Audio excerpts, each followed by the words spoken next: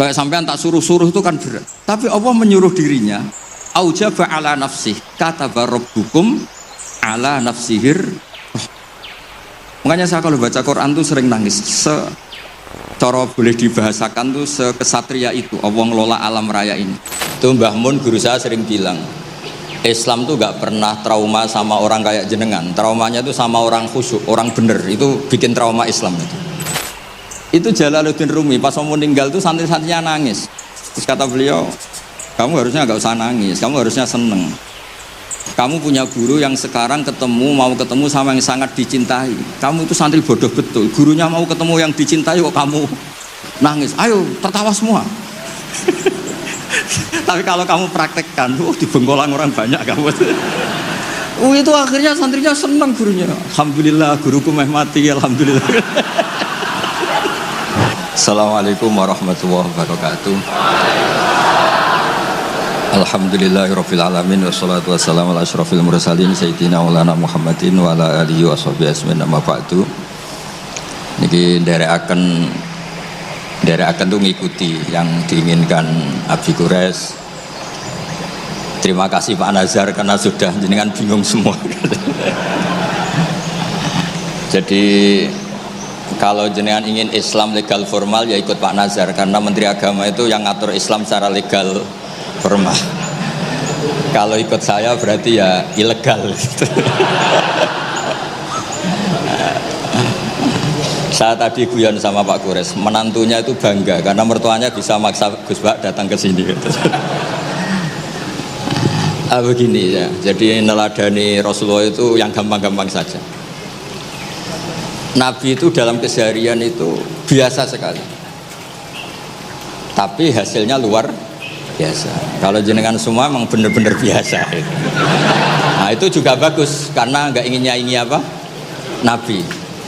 Itu Mbah Mun guru saya sering bilang, Islam tuh nggak pernah trauma sama orang kayak jenengan. Traumanya itu sama orang khusyuk, orang bener. Itu bikin trauma Islam itu. Karena yang ngaku Nabi, yang aneh-aneh itu yang kayak Nabi mesti yang khusyuk-khusyuk. Yang kayak jenengan tuh mesti tidak bisa. Karena untuk jadi kiai saja orang tidak percaya, apalagi jadi Nabi itu. Jadi maka bersyukurlah karena Anda tidak mungkin mengaku sebagai Nabi apa? Palsu. Karena untuk jadi kiai saja orang nggak percaya. Saya tadi pagi saya setiap kesini itu mesti ngaji dulu di Beki. Jadi setahun itu mesti sudah lebih dari 3 kali. Bedanya nggak ketemu jenengan. Begini, saya tadi ngaji sama bareng-bareng Pak TGB. Beliau baca Itkon, saya baca Al-Muhaddam. Ini saya cerita yang ringan-ringan. Sekarang kan baru rame misalnya ajaran akhlak. Allah sendiri itu kalau boleh dibahasakan itu paling berakhlak. Saya beri sekian contoh betapa Allah itu sangat menata tata krama. Kata Allah, saya ini Tuhan. Inni haramtu zulma ala nafsi wa ja'altuhu bainakum muharraman. Kedzaliman itu saya larang, bukan pada kalian saja. Saya sendiri melarang diri saya berlaku apa? Zalim. Terus Allah diceritakan oleh Rasulullah SAW. Kata Nabi, Innallaha hayyun karim. Allah itu pemalu. Jadi malu, ini ada Pak Lukman Hakim. Malu kalau ada orang menengahkan tangan kemudian nggak diijabahi. Saya malu, orang itu sudah ngangkat tangannya, sudah gini kok tidak saya kasih. Terus contoh lagi, ketika Anda merasa aktor pemberi sedekah, aktor apa? Itu Allah mengistilahkan dirinya itu mangdalladzi yuqridu waha qardan hasana. Siapa yang mau menghutangi saya? Ini Allah zat pemilik langit bumi yang punya semuanya, tapi mengistilahkan dirinya siapa yang mau menghutangi saya, siapa yang mau menolong saya, intan surwaha yansurkum. Sehingga posisi adab ini yang dipakai di pesantren, di semua tradisi kita. Saya kalau merasa di sebagai narasumber mungkin saya tidak mau ngisi karena itu jumawa. Tapi kalau merasa disuruh menantunya Pak Quraisy, Mas Fikri tadi, itu berakhlak sekali. Seorang Gus Bah disuruh sama Fikri Segaf. Oh itu berakhlak sekali itu. Yang nyuruh yang nggak berakhlak itu. Ya Pak Alwi siap itu. Keponakan antum itu yang nggak berakhlak itu. Jadi dulu Islam itu segampang itu. Di kitab Bukhari diterangkan Nanti saya berdoa sama Allah supaya nanti ada isyarah supaya berhenti, jadi nggak lama-lama nanti. Nabi itu nggak jaga image. Nabi itu pernah jalan-jalan. Kebetulan saat itu mau haji. Itu dicegat sama perempuan Imra'atun bin Khosam. Itu ceritanya semuanya seputar manusia. Imra'atun bin Khosam ini cantik sekali. Kendali untanya Nabi dipegang, terus kata Imra'atun bin Khosam, ya Rasulullah, inna faridatahu ala ibadi adrokat abi syekhon kabiron. Nah ini saya menunjukkan apal bukan karena saya pinter, bukan, tapi memang pinter bener, maksudnya bukan. Karena kenapa saya nyebutkan Arabnya bukan apa, karena nanti bisa dikoreksi Pak Kures kalau salah terjemah atau salah arti. Dan saya mohon doa jenengan ini Mas Lukman Hakim Pak jadi kiai. Abahnya tuh kiai, saya tuh ngefans sama abahnya, saya sering baca soroh kata, makanya saya tagih. Jadi malah ngarang bahasa Indonesia, abahnya tuh kalau ngarang bahasa Arab. Kayaknya jaga sopan, kalau nyanyi abahnya kan nggak sopan, makanya terus dibawanya. Itu ya bagian dari Islam juga. Saya pernah ditegur sama murid-muridnya Mbah Mun, Gus, kamu itu ngaji kayak saya, maksimal takrib. Kenapa ya? Kalau saya ngaji Wahab kayak Mbah Mun, nggak sopan namanya. Di bawahnya saja biar tetap apa? Sopan. Teman saya itu ngilhami saya sampai sekarang, bilang gini, Gus nanti jangan terlalu soleh ya, biar surganya sama saya katanya. Kalau terlalu soleh nanti surganya sama Mbah Mun, apalagi sama Rasulullah sungkan, gak iso ngopi-ngopi. Itu guyon tapi tak angen-angen bener. Ya jadi jangan bayangkan di surga sama Rasulullah sungkan teman. Zaman kan sudah capek sholat subuh, toh kan ingin gak subuh. Karena surga, zaman kan mau poligami aja takut istri, nanti kan bidadarinya banyak. Kalau ada Nabi sungkan. Dan nanti sama saya aja di pinggir-pinggir yang enggak supaya enggak apa. Tapi kalau amal pas-pasan, kuotanya enggak cukup, langsung neraka, itu resikonya.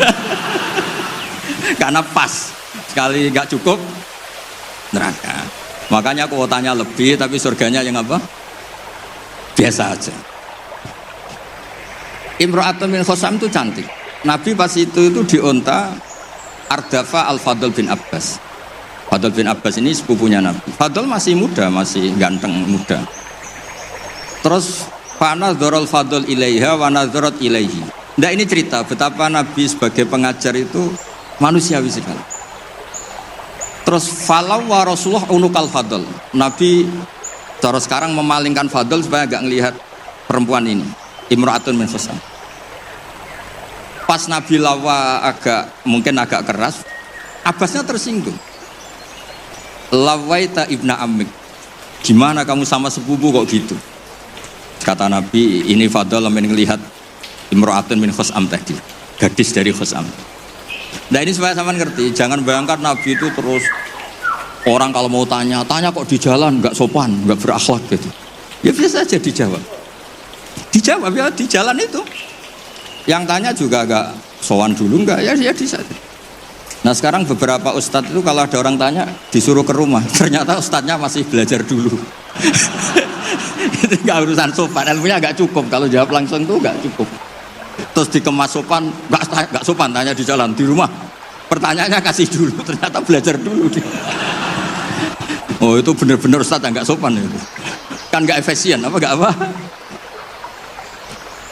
Ini cerita di Sahih Bukhari. Inna faridatahu ala ibadi adrakat abi syekhon kabiran la yastati'u ayasbuta ala rafilah wa fi riwayatin ayastamsika ala rafilah. Afa ahujju anhu. Bapak saya itu tidak kuat haji. Dan sekarang haji sudah wajib. Ini gimana? Apa saya perlu hajikan? Itu awal ada haji niabah. Kalau di masyarakat disebut haji amanah. Jadi haji amanah itu tidak nunggu meninggal, orang stroke nggak mungkin haji itu sudah bisa dikajikan apa? Aman. Saya itu punya teman kurang ajar sekali Pak Kurus. Saking kurang ajarnya bapaknya itu hidup. Bapak kamu kajikan plus mahal, kok kaji plus masih 400 juta. Nunggu meninggal saja kaji amanah 10 juta cukup. Wah kurang ajar betul itu. Sudah gitu masih bilang, malah infonya Gus, kalau orang Madura berani 4 juta katanya. Wah ngawur betul kamu itu katanya.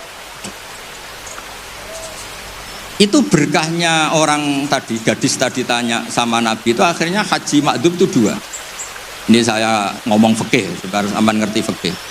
Satu, amanat anil mayyit karena memang sudah tidak bisa haji. Dua, amanat anil makdub. Kalau di fikih disebut haji apa? Amanat dari makdub. Orang hidup tapi nggak mampu apa? Haji. Terus saya bilang sama tadi yang agak kurang ajar tadi. Ya kurang ajar betul maksudnya. Sini, bapak kamu biar memutuskan haji sekarang meskipun stroke masih bisa ngomong, masih Gus, masih ingat hartanya, masih Gus. Suruh haji sekarang, di makdub sekarang. Pak, jenengan harus haji karena mampu, tapi itu nggak bisa, amanah Pak. Ternyata amanah kalau masih hidup itu mahal, jual Innova. Walhasil terus sudah dihajikan amanah, orang itu meninggal. Mendingan mati Gus, murah, tadi masih mahal. Terus saya bilang gini, nah ini saya ngomong fikih biar Mas Fikri itu nggak salah lah, milih dewan pakar saya itu nggak salah, memang kayaknya memang kredibel ini. Saya sudah pamit sama Abi Gures. Itu di Sajaratul Ma'arif ada babu dzikri manaqiban nafsi, babu dzikri rajuli manaqiban nafsi. Bab seseorang itu boleh menyebut kelebihan dirinya kalau itu untuk kepentingan umat. Buktinya Nabi Yusuf ngendikan inni hafidun alim, urusan keuangan pasrahkan saya, inni hafidun alim.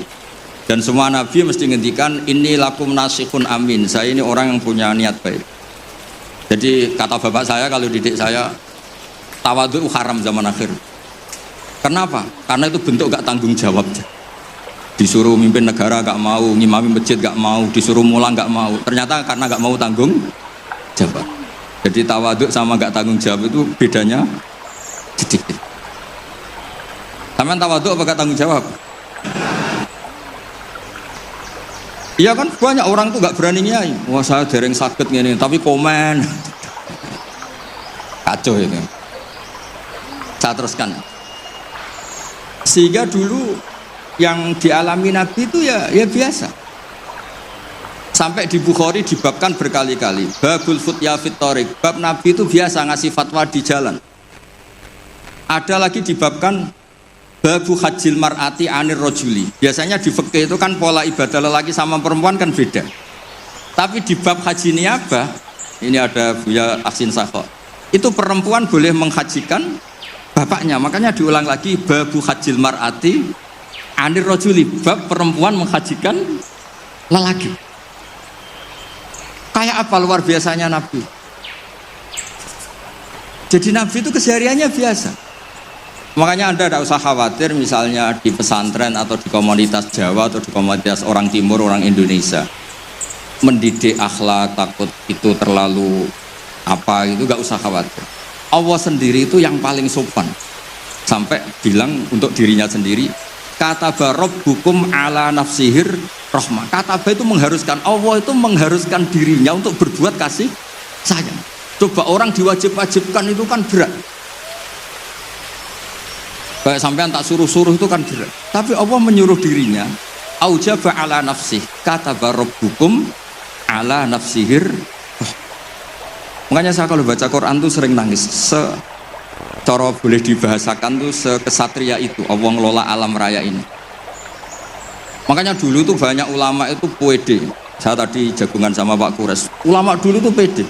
Kalau mau mati itu senengnya minta ampun, seneng sekali. Nggak kayak jenengan, hidup gak berani, mati ya gak berani, itu wah, itu kacau itu. Mati itu dulu, ini cerita orang dulu. Kenapa ada tarian Jalaluddin Ar-Rumi, tarian kematian, tapi tidak usah ditiru, nanti dianggap aliran sesat. Karena di Indonesia itu kalau aneh-aneh terus bisa di-SK aliran sesat. Meskipun Pak Menteri tadi sudah pulang, tapi kalau tahu sampean sesat langsung dikasih itu. Itu Jalaluddin Rumi pas mau meninggal tuh santri-santrinya nangis. Terus kata beliau, kamu harusnya nggak usah nangis, kamu harusnya seneng. Kamu punya guru yang sekarang mau ketemu sama yang sangat dicintai. Kamu itu santri bodoh betul. Gurunya mau ketemu yang dicintai kok kamu nangis. Ayo tertawa semua. Tapi kalau kamu praktekkan, di Bengkolang orang banyak kamu. Itu akhirnya santrinya senang gurunya. Alhamdulillah guruku meh mati, alhamdulillah. Tapi dilihat kematian adalah awal ketemu yang dicintai. Lah begitu itu ya bersanad. Ketika Bilal, Sayyidina Bilal itu mau meninggal, itu orang sekelilingnya nangis. Beliau ya marah, jangan nangis. Ghadan nalqal ahibbah Muhammadan wa hisbah. Besok saya ini mau ketemu Rasulullah Muhammad. Kamu gak usah nangis. Ghadan nalqal ahibbah Muhammadan wa hisbah. Tapi mereka mengajarkan kebenaran itu rileks. Ya, mengajarkan kebenaran itu rileks. Ini cerita sunnah Rasul yang mudah kita tiru. Sama nggak usah bayangkan jadi kiai sufi terus terkenal wali, repot. Bisa kiamat kalau yang jadi wali sampean. Saya keberatan, betul keberatan. Mungkin Pak Kures nggak apa-apa. Orang sepuh itu biasanya legowo, gak apa-apa yang wali itu. Saya yang komplain, nggak terima saya. Karena nggak lewat saya, kalau lewat saya, lewat orang dalam. Dulu Nabi Ibrahim itu pernah ingin umur tua. Allahumma rzuqni umran tawilan. Ini cerita kalau Allah itu ngelola agama ini ya seni, nggak terlalu serius. Sama Allah itu nggak dijawab. Ada orang sepuh sowan ke Nabi Ibrahim dikasih anggur. Ketika dimakan dikunyah keluar lagi, ngalir lagi. Ketika dikunyah ngalir lagi keluar. Orangnya sepuh. Nabi Ibrahim langsung masuk kamar. Ya Allah, ini engkau nyindir saya.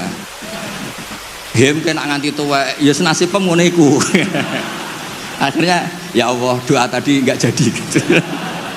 Artinya segampang itu Allah jawab. Pernah Nabi Ibrahim itu didatangi malakul maut. Saya pernah cerita ini. Israel datang ke Ibrahim. Saya disuruh nyabut nyawa kamu. Nabi Ibrahim kan GR. Ya beliau kan Khalilur Rahman, makanya marah dia. Nggak mungkin Allah tidak menginfo dulu sama saya. Kalau kamu mau cabut saya, kamu ngawur Israel. Makanya kalau kamu bisa ngawurkan Israel itu sanadnya sampai Nabi Ibrahim itu. Kalau berani ngawur kamu. Saya tidak dikasih info dulu. Hal ra'aita habiban yumitu habibah. Masa ada kekasih bunuh yang dikasih, ini nggak bener. Logika kamu nggak bener. Wah, Israel kan nggak bisa debat dia. Nggak pernah kuliah, nggak pernah munakosah.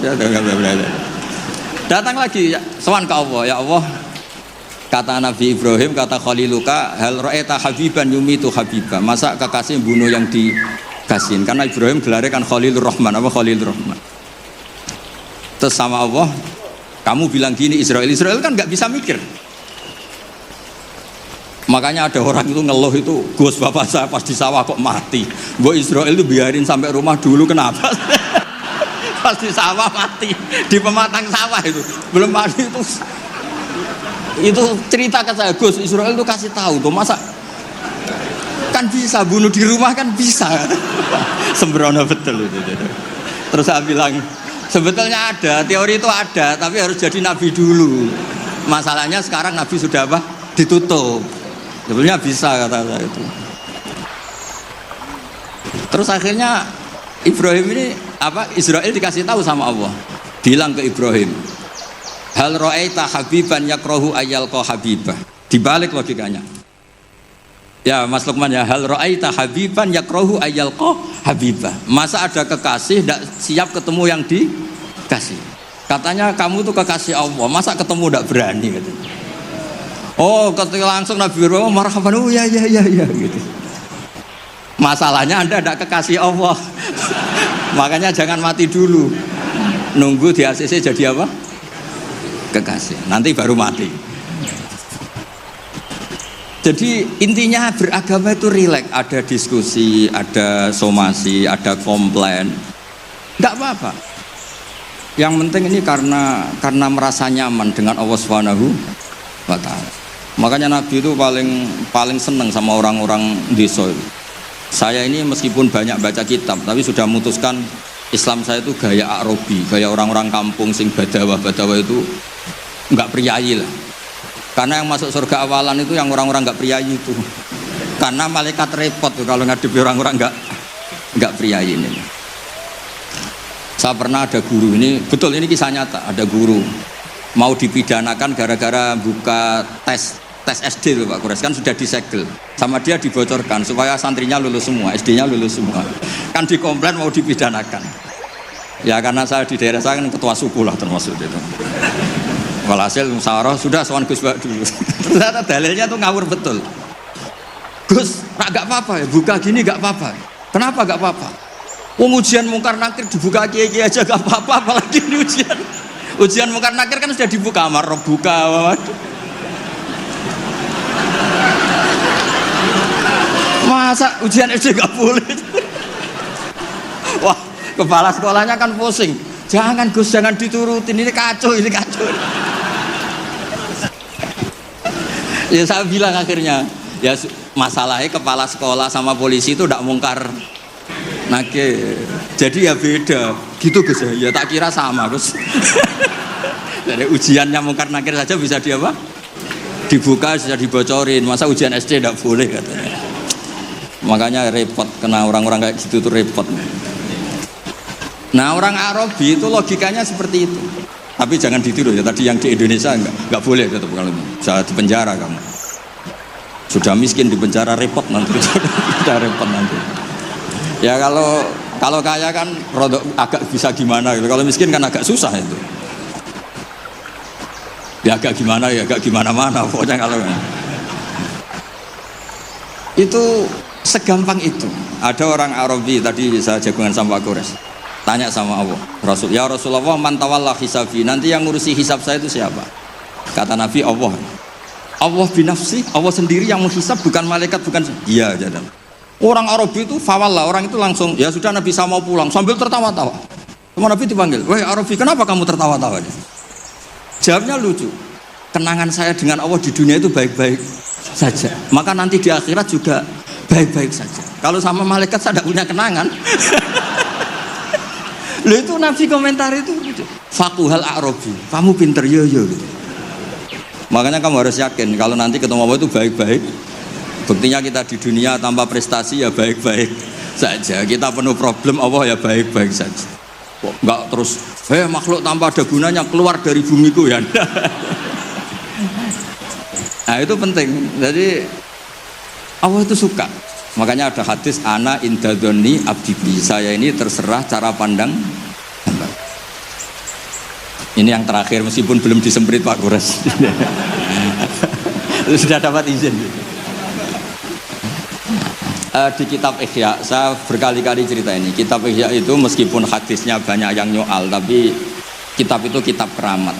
Makanya ada pensara Ihya namanya Sayyid Zabidi itu, beliau sering ngendikan hadal hadis min haisul matnu dhaif lakinnahu masyhurun wa yu'adituhu fil makna al ahadits as-sahihah. Jadi intinya itu hadis ini secara teks memang masalah, tapi secara makna dikuatkan oleh sekian riwayat-riwayat yang apa? Sahihah. Jadi yang dhaifnya itu hanya min haisul lafdu atau hadal lafdu bi ini masalah, tapi min haisul makna itu enggak masalah. Ada orang itu sudah di neraka 2 dipanggil sama Allah ke surga. Allah itu tanyanya unik. Ini di terakhir kitab Ihya di kitab Ar-Raja. Gimana rasanya di neraka? Karena di neraka ditanya sama Allah. Wah, enggak enak Gusti. Kami tanya, lah kamu gimana di neraka? Wah, enggak enak Gusti. Sudah diborgol, dibakar api, pokoknya enggak enak Gusti. Terus yang satu disuruh, ya sudah kembali lagi ke neraka. Itu lari semangatnya minta ampun, lari ke neraka. Semuanya minta ampun. Marhaban ya Allah, ya sudah lari ke neraka. Lah kan dia wih kok semangat gitu. Terus dipanggil sama Allah, kenapa kamu semangat masuk neraka? Karena ini perintah engkau. Saya sampai masuk neraka itu gara-gara kalau engkau perintah tidak pernah nurut. Makanya kali ini saya nurut. Lari ke neraka. Ya sekaligus ini ijazah. Nanti kalau disuruh ke neraka lari sekencang kencang. Saya ini sudah trauma, sudah nyesal karena dulu ketika engkau perintah saya tidak pernah nurut, makanya saya semangat gitu, nurut karena ini perintah jenengan. Terus pas lari kencang neraka sama Allah dipanggil lagi. Ya sudah kamu anak baik, di sini aja. Nah khawatir saya nanti kalau kamu lari ke neraka sama Allah dibiarin. Nah itu tidak tahu saya ini. Tapi berkahnya ngaji ini, kamu husnudzon saja, nanti dipanggil loh. Woi anak baik, tak suruh langsung apa? Langsung lari. Itu cerita di Ihya. Yang kedua, yang satu agak bandel. Ayo kamu kembali lagi ke neraka. Kamu kan penghuni neraka. Diam saja. Terus kenapa kamu diam? Teman kamu lari kok kamu diam? Saya itu yakin ketika engkau memanggil saya ke surga itu tidak akan lagi mengeluarkan dari surga. Itu keyakinan saya. Dari GRT. Terus sama apa? Ya sudah. Anak indadoni abdibi. Jadi dua-duanya itu benar. Jadi segampang itu beragama. Nanti di akhirat nggak ada komentator, nggak ada analis, nggak ada aman. Jadi tidak bisa kamu menganalisis Allah. Nanti mau apa ya? Nggak bisa. Apalagi masuk TV, nggak bisa. Jadi hubungan dengan Allah itu segampang itu. Nah, saking gampangnya hubungan dengan Allah itu Nabi pernah bikin MOU sama Allah, dan itu yang dipakai seluruh kiai di seluruh dunia, di semua kitab. Ya Allah, manusia itu kan tempat salah dan lupa. Bu ya Allah, jangan langsung menghisap kalau ada manusia salah dan lupa. Loh, itu sama Allah diturutin. Makanya Nabi ngendikan, uqtitu khamsan lam yu'tahunna ahadun qabli. Di antara yang disebut tuh khawatimu suratil Baqarah. Coba kita ini disuruh Nabi dan dilegalkan Allah. Enggak terima menteri agama, yang legalkan Allah Subhanahu wa taala ini. Disuruh berdoa, Rabbana la tu'akhidna in nasina aw akhtana. Coba. Doa itu kan agak ngawur sebetulnya. Masa lupa atau salah minta dimaklumi. Coba kalau sampean punya manajer di kantor, Pak, kapan-kapan kalau datanya tak tumpahin teh maklumi ya. Oh, langsung di PHK kamu. Kapan-kapan kalau bapak manggil dan saya lupa nggak datang, maklumi pak ya. Oh, PHK. Tapi ini satu doa yang disahkan Allah, disuruh berdoa, Rabbana la tu'akhidna in nasina. Ya Allah, jangan kasih sanksi kami ketika kami salah atau lupa. Terus qala na'am, Allah ngendikan na'am ya. Coba kalau Allah pakai teori semua kesalahan kita disanksi langsung, nggak ada manusia di bumi, sudah habis semua. Wong khotib Jum'ah kelihatannya ibadah tapi nyindir tanggane. Kan yo repot. Orang sering itikaf di masjid, ternyata baru masalah dengan istrinya. Orang semuanya masalah. Ustad kadang ya profesi lain nggak pernah prospek, terus profesi ustad. Oh, repot semua. Ada yang tidak ngustad, sok-sokan ikhlas, bertani, ternyata nggak pernah ngajar. Akhirnya satu kampung bodoh semua. Semuanya masalah. Dan kita diberi fasilitas Rabbana la tu'akhidna in nasina aw akhtana. Kayak apa baiknya hadatin? Makanya belum ada kata yang ngarang Hikam Ibnu Athaillah sekarang, nggak ada sebaik Allah. Kalau orang lain maklumi kamu karena nggak tahu borok kamu, tapi Allah ini tahu borok kamu, tahu salah kamu, tapi tetap maklumi. Makanya mas sohibaka man sohibaka bahwa bi'ibika alim, ini nggak ada yang nemani kamu, tahu aib kamu sebaik Allah. Makanya kitab Hikam itu ada kata-kata yang bagus. Innama akromaka jamilu satri. Ketika kamu terhormat itu sebetulnya saking pandai-pandainya Allah menutupi aib kamu. Coba misalnya rata-rata ini bapak-bapak, ibu-ibu nikah sama perempuan itu pilihan terakhir apa pilihan sejati? Terakhir kan? Coba itu kalau direkam, saya sebetulnya cinta ini tapi nggak dapat ya dapatnya. Terus itu terekam, kayak apa prahara keluarga itu? Saya sebetulnya ingin ini tapi nggak kesampaian, akhirnya sedapatnya. Istri kamu ya ada rekaman gitu, mertua kamu ya punya rekaman itu. Sebenarnya saya nggak suka sama mantu ini, tapi berkali-kali ikhtiar dapatnya ini. Coba kalau orang Indonesia mulai zaman Pak Karno sampai sekarang terekam. Wah, melihat Swiss atau Finlandia, negara semakmur itu, nyesal jadi orang Indonesia. Wah, bisa langsung dicabut tuh paspor kamu. Jadi semua kebaikan yang kita nikmati sebetulnya innama akromaka jamilu satri. Kita ini begitu terhormat karena baiknya Allah menutupi aib kita. Coba kalau aib kita dibuka, cara diskusi kita, logika kita dibuka. Ya contoh gampang suami istri loh. Rata-rata orang nikah itu pilihan terakhir apa pilihan sejati? Loh, jujur semua. Nggak, ini istri kamu udah datang, tenang saja. Semua perilaku sosial kita mesti begitu. Makanya innama akromaka jamilus satri.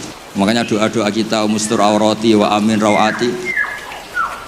Lah terus kitab Hikam mengajari kita begini. Ajhalun nas man taraka yaqina ma inda lidhonni ma indan nas. Bodoh-bodohnya orang itu yang meninggalkan keyakinan dirinya karena dia tahu betul tidak sesoleh itu, hanya karena pencitraan atau komentar orang banyak. Misalnya gini, saya seorang ustadz, mungkin orang lain ngira kan ustadz itu bersih, steril, gini-gini. Padahal si ustadz ini ngerti dia punya masa lalu, dia tidak maksum, dia tidak nabi. Harusnya dia itu lebih berkeyakinan tentang apa yang pernah dialami sehingga dia tetap sopan, tetap menghormati orang. Jangan menurut persangkaan orang banyak yang anggap dia itu bersih.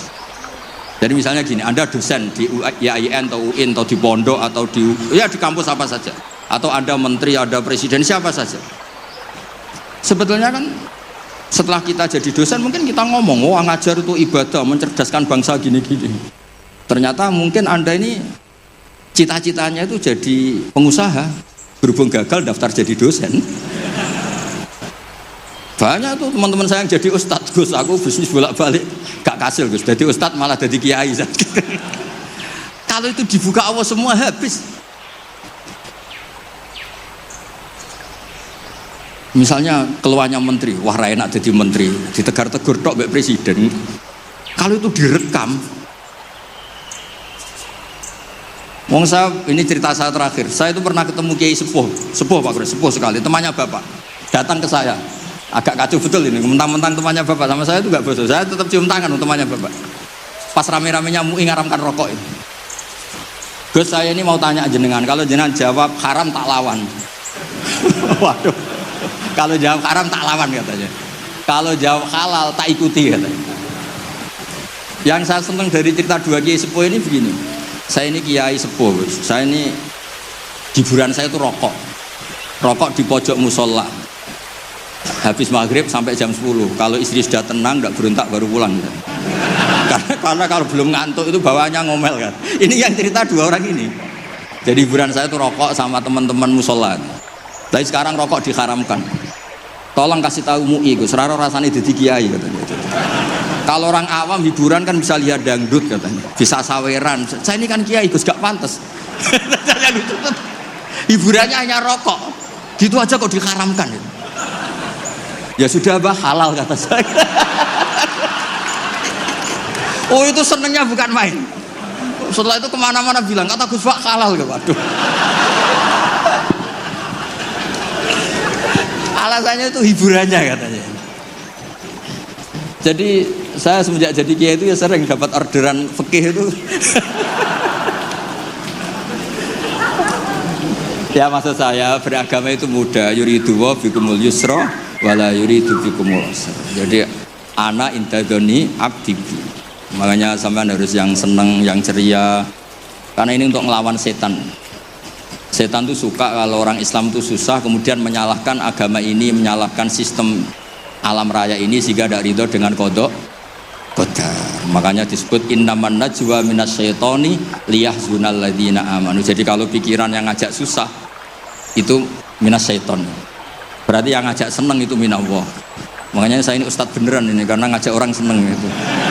Kalau yang ngajak susah itu masalah itu. Wong jelas di Quran la tahzan, jangan susah. Enggak ada di Quran la tafrah, itu enggak ada. Yang ada qul bi fadlillah wa bi rahmati fa bidzalika falyafrahu. Ya saya pernah dikomplain sama kiai-kiai yang khusuk-khusuk Pak Kores. Gus ini nanti kalau maghrur orang gara-gara ngaji jenengan isane seneng tok terus atau susah. Terus saya bilang masalahnya apa? Kalau nggak tahu susah sampai akhirat kan bagus kata saya. Terus tapi itu saya naik dewi fasek. Oh nak fasek itu saya asli sedurunge ngaji aku fasek. Mau nyala-nyalain saya kata saya. Nah ini penting ya supaya jenengan itu beragama itu rileks nyaman karena Allah itu suka sekali menghitung nikmatnya itu suka. Dulu ada orang Arabi datang ke Nabi itu nggak punya apa-apa. Terus tanya, ya Rasulullah engkau menyuruh saya syukur, saya ini tidak punya apa-apa, nyukuri apa? Istri gak punya, harta gak punya, semuanya gak punya, saya nyukuri apa? Nabi itu melihat sandalnya, di padang pasir kan panas. Lah itu dua sandal kamu, kalau kamu gak punya ini panas. Oh iya ya Gusti, alhamdulillah, alhamdulillah. Hanya punya sandal itu. Ya kayak sampean itu, kan ceria, punya nekat saja cukup lah. Kenapa seneng? Gak usah alasan, nekat saja, pokoknya penting. Ya jadi sekaligus ijazah, jadi yang dihitung apa itu alam nasroh, hati lapang. Terus kul bi fadlillah wa bi rahmati fa bidzalika. Bapak saya itu paling sering mensyariatkan seneng. Kalau pagi ngajak jalan-jalan saya itu, kalau ada orang miskin itu di warung nongkrong, rokoknya satu aja hutang, satu ler saja hutang. Terus ngomong itu seakan-akan dunia miliknya. Itu kata bapak, itu hamba paling dicintai Allah. Kalau presiden orang kaya seneng itu kan wajar, alasannya jelas. Ini nggak punya alasan untuk seneng.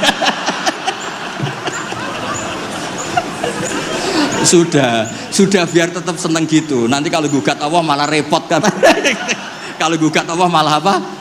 Repot. Lu itu betul. Orang itu masih hidup kalau ketemu saya. Gak enak aku sudah jenengan jadi kiai. Nakal ra pantes, gak mulang gak pantes. Enak jadi kula, Gus. Apa wae pantes. Wah, repot. Ya sudah gak apa-apa. Sementing kamu gak gugat Allah kata saya itu. Karena tadi ketika orang-orang miskin dikelola nyuwun sewu orang yang tidak bertuhan, ini terus malah yang digugat Allah Subhanahu wa ta'ala. Makanya Sayyidina Umar dari sekian sanad, ini biar kita sepak kures, dari sekian sanad yang saya terima dari guru-guru saya, dari Mbah Mun, dari itu Sayyidina Umar tuh punya riwayat dari Rasulullah itu unik. Innallaha kallafani an asrifa an hudu'a. Ya saya ulang lagi, innallaha kallafani an asrifa an hudu'a. Allah itu memaksa saya supaya apa-apa itu gak ngelibatkan Allah. Karena kalau apa-apa melibatkan Allah, kalau Allah kuasa kenapa ada orang miskin? Kalau Allah kuasa kenapa ada orang terlantar? Malah repot semua. Orang dilatih Islam menyalahkan dirinya sendiri. Rabbana dzolamna anfusana. Makanya Umar terus pidato, jika ada orang yang tidak makmur ketika saya jadi khalifah, salahkan Umar, jangan nyalahkan Allah. Anda punya pemimpin yang tidak becus. Kalau Sayyidina Ali mirip cuma agak kacau. Diskusinya agak kacau. Tapi kacau ilmiah tetap bagus.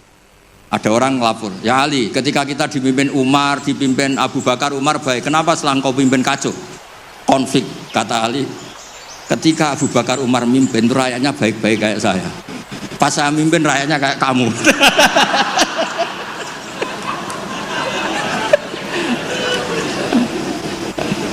Makanya nanti kalau kamu nyalahkan saya, zaman Mbah Mun gini, zaman Gus Pak gini, pas Mbah Mun ngiai, santrinya kayak saya.